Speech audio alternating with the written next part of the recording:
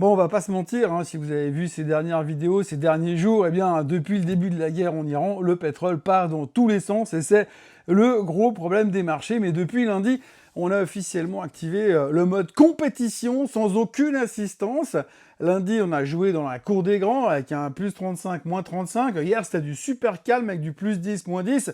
Si on veut être objectif, on dira que c'était moins pire, que c'était mieux hier qu'avant-hier. Mais entre nous, ça reste quand même du tout grand n'importe quoi. Et encore, je pèse mes mots. D'ailleurs, ça me fait penser à un truc, je ne sais pas si vous vous souvenez, il y a quelques semaines, pour noyer le poisson, Trump avait laissé entendre qu'il allait publier tous les dossiers sur la vie extraterrestre, histoire qu'on parle d'autre chose que du dossier Epstein. Bon, bah, à ce jour, Alf n'est toujours pas arrivé, et le jour d'Independence Day non plus. Pas la moindre trace d'un alien débarquant d'une lointaine galaxie, mais une chose est certaine, si une forme de vie intelligente tout là-haut nous observe en ce moment, le spectacle qu'on donne ne doit pas vraiment leur donner envie de swiper à droite pour engager la conversation. Bienvenue dans ce Morning Bull Live, je suis Thomas Veillet et nous sommes le 11 mars 2026 et le pétrole va toujours dans tous les sens, mais un peu moins fort qu'avant.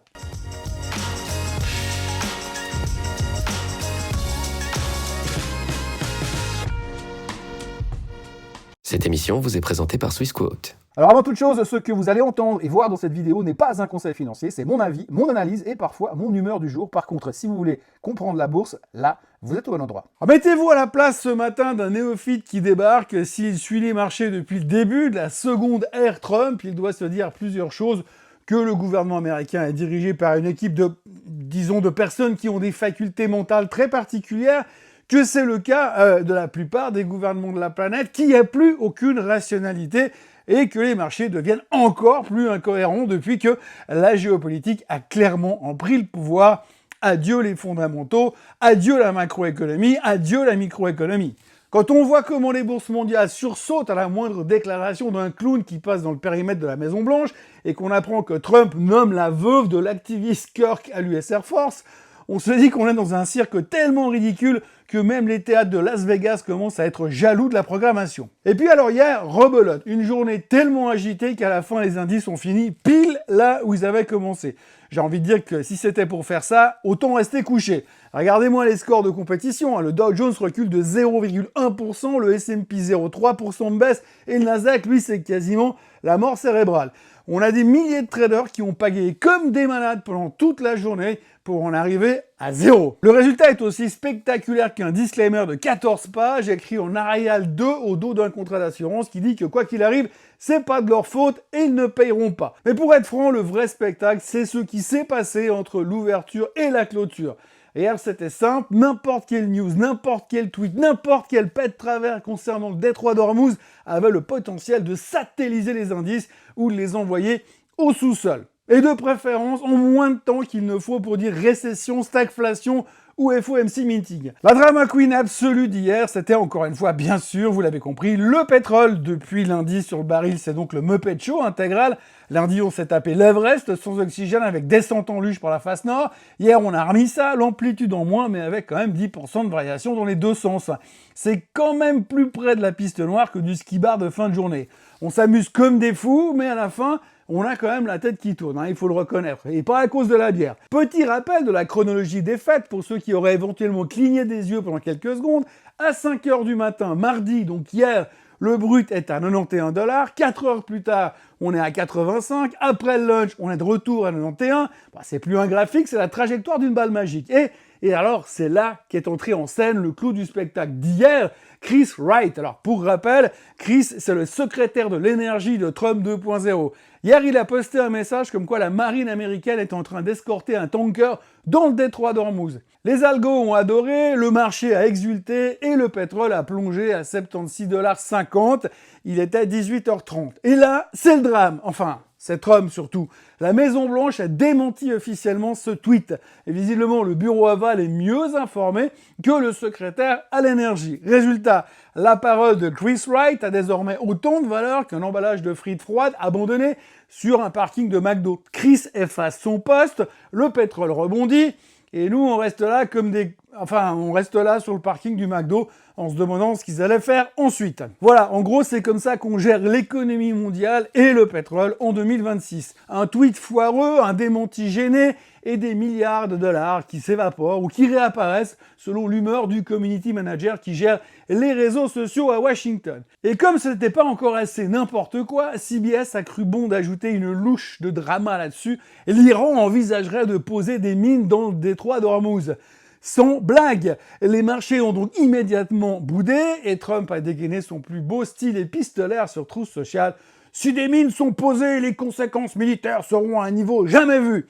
Bon, vous noterez quand même que c'est le même disque que la veille et que le jour d'avant. Il menace en disant que demain, ça sera pire. Et le lendemain, en général, c'est pire. Mais au final, on ne sait toujours pas quoi faire de notre baril pour l'instant. C'est rassurant, c'est vraiment super rassurant. Ce matin, le baril traîne donc à 84,10, enfin ça dépend à l'heure où on regarde cette vidéo. Les Américains disent avoir coulé 16 bateaux iraniens censés poser ces fameuses mines, et s'ils n'ont plus de bateaux, les Iraniens vont devoir y aller à la palme. Et là, ça se corse, hein. Ils risquent de tomber sur Emmanuel Macron en maillot de bain en train de réguler le trafic de façon pacifique au milieu du détroit d'Ormuz. Bref, vous l'aurez compris, depuis 10 jours, c'est le pétrole qui dicte la météo. Hier, il baissait, l'Europe finissait dans le vert, et puis on parle des mines et Wall Street finit péniblement à l'équilibre en faisant semblant de s'intéresser au CPI de cet après-midi pour donner le change. En résumé, une journée de folie pour un résultat nul. Des marchés débiles qui font du surplace, un tweet supprimé qui prouve que la vérité est une option et un président qui invente des news pour pimenter ses ultimatums. Business as usual. Je vous le dis, si les extraterrestres existent, s'ils ne se montrent pas, c'est juste qu'ils attendent que le management de cette planète soit un tout petit peu moins con. Et vu l'équipe qu'on a en place, on n'est pas prêt de voir un ovni se poser. Après une semaine de montagne russe, le pétrole a trouvé un semblant de calme depuis quelques heures, vous l'avez vu, l'Asie respire un peu mieux, le Nikkei reprend 2%, le Kospi reprend 4%, mais ne sortez pas le champagne tout de suite parce que personne ne veut croire que c'est réglé, personne ne peut croire que c'est réglé. On attend tout simplement le prochain tweet débile pour replonger ou pour repartir à la hausse, c'est selon. Et puis alors aujourd'hui, il y a ce fameux CPI cet après-midi, l'inflation américaine, ce chiffre qui est censé nous dire si la Fed va baisser les taux, sauf qu'il y a un hic. En février, le baril était 20 $ plus bas qu'aujourd'hui. Donc le chiffre qui va sortir tout à l'heure ne veut strictement rien dire et il sera périmé avant même d'être publié. Et je vous garantis que tout le monde dira « Oui, mais maintenant, il faut attendre le PCE ». Mais tout le monde attend quand même, histoire de se donner une contenance, espèce de genre de raison d'exister cet après-midi. Et puis alors, ce matin, je vous fais un immense cadeau. On ne va pas parler du pétrole, de l'Iran ou du détroit d'Ormuz pendant, disons, au moins 1 minute 30. Top chrono. Oui, parce que hier soir, il y avait le juge de paix. Les résultats d'Oracle. Le vilain petit canard de l'IA, celui dont tout le monde disait « Ils dépensent trop de pognon, ils sont cramés, c'est foutu, ça pue ». Oracle a publié hier et le marché a applaudi debout, plus 8% after close. Bénéfice 1,79 contre 1,70 attendu, 17 milliards de revenus. Mais la vraie histoire, c'est la métamorphose. Pendant des années, Oracle, c'était le vieux dinosaure du logiciel, solide mais aussi sexy que le même paquet de frites froides dont on parlait tout à l'heure sur le même parking du même McDo. Entre 2012 et 2020, la croissance était de 1% par année, c'était le coma, carrément le coma. Aujourd'hui, le cloud, c'est la moitié du business d'Oracle. L'infrastructure pour l'intelligence artificielle explose de 84%. Le carnet de commandes pèse 553 milliards, dont 300 milliards juste pour OpenAI, enfin s'ils arrivent à payer un jour. Oracle est devenu le pompiste de la ruée vers l'or numérique. Le seul petit bémol qu'on a, c'est que construire le futur, ça coûte un bras. 19 milliards de dépenses en data center ce trimestre, 27 milliards de dettes en plus, total de l'ardoise, 135 milliards de dettes. Il y a 3 mois, tout le monde paniquait en regardant la dette. Hier soir, personne n'en parlait. Moi, je vous dis, c'est juste magnifique, admirable, cette mémoire de poisson rouge qui revient dès qu'on voit un chiffre vert sur un écran. Alors, est-ce que Oracle construit l'autoroute du futur ou la facture d'électricité la plus chère de l'histoire? Réponse à la prochaine mauvaise nouvelle sur les data centers. Bon, la minute 30 est passée, on y retourne. Côté pétrole. Oui, on n'allait pas s'arrêter si facilement en si bon chemin. Le IA veut donc aussi vider ses réserves pour contrer le blocage du détroit d'Ormuz, et devinez quoi? Tôt ce matin, un cargo a été touché par un missile d'origine inconnue. Les Iraniens, eux, jurent avoir frappé les intérêts américains et israéliens comme jamais depuis le début de la guerre. Et je dois dire que c'est totalement fascinant parce qu'à écouter Trump, les Iraniens se battent avec des lance-pierres. Tous les jours, on nous dit qu'ils ont plus de marine, tous les jours, on dit qu'ils ont plus d'aviation, tous les jours, on leur coule des dizaines et des dizaines de bateaux. On dirait que les bateaux repoussent pendant la nuit. C'est pas possible, il y a forcément quelqu'un qui ment quelque part.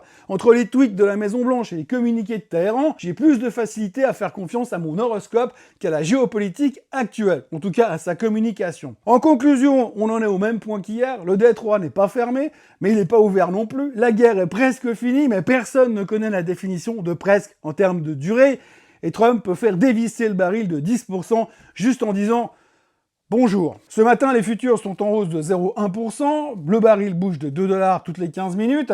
Cet après-midi, l'inflation devrait sortir à 2,5%, mais honnêtement, ça veut strictement rien dire. Tant qu'on n'a aucune visibilité sur la presque fin de guerre, ces chiffres sont aussi utiles qu'une boussole dans un mixeur. Ouais, ça veut rien dire, mais en fait, c'est pour dire que c'est inutile. Allez, gardez un œil sur vos écrans aujourd'hui, l'autre sur le détroit d'Ormuz, et si vous croisez Macron en slip de bain dans le golfe Persique, prenez un selfie, appelez-moi, on tient le scoop de l'année. En attendant, abonnez-vous à la chaîne Swissquote en français, activez la cloche pour être prévenu du déblocage d'Ormuz, et autrement, vous likez, vous commentez, vous partagez, et nous on se revoit demain pour un prochain épisode du Morning Bull Live. Allez, bye bye!